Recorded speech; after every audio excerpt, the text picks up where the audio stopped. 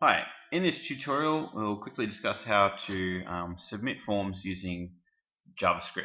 So in this tutorial we'll just have a look at the structure of a form, and then we'll discuss the two different ways that a form can be submitted. So the first way that a form can be submitted is using server-side code, for example in a language like PHP. So a PHP file which is stored on the server would be, you'd be able to use the form data that is submitted, and then it could send that form data to a database. Okay. In the action section, so scroll down to the code here. In the action section here, that's where you specify the file that is actually going to take the form data, and then the method is how the form data is used. And there's two different methods. There's post and get.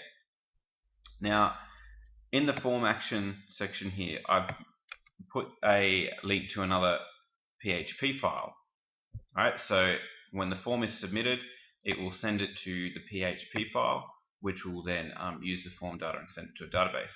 However, I don't actually have a PHP file created for this form, and it's not going to be connecting to the database because I'm just coding offline. So it's not actually going to work in this example, but this is how you would set it up.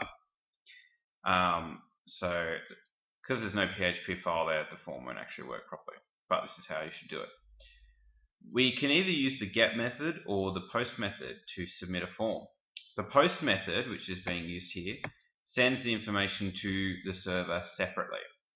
Alright, the get method sends the information as part of the URL, so it actually appends or adds the information that you're submitting in the form to the end of the URL.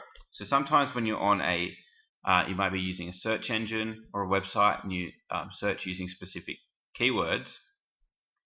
If you have a look at the URL at in the address bar, you might see that your keywords have been added to the end of the address.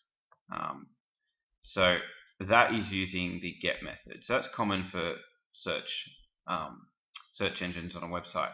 However, for a login using a username and password, you want to use the post method. It's the more secure method for a login.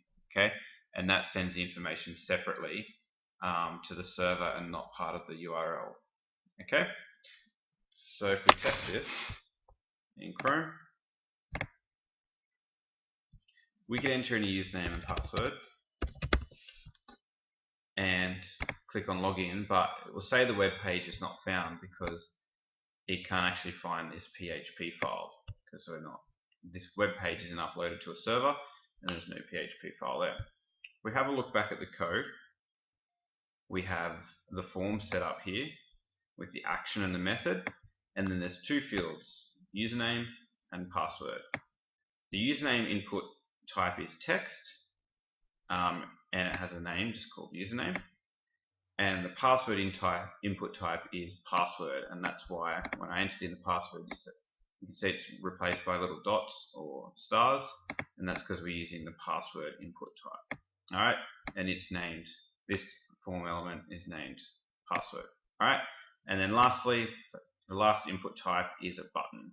It's a submit button, and it has the value of login. So it's set on top of the button, it has a text that says login. Alright, so three parts of that form: text input, password input, and then a button, a submit button. And it's using the post method, which will send the form data to a PHP file.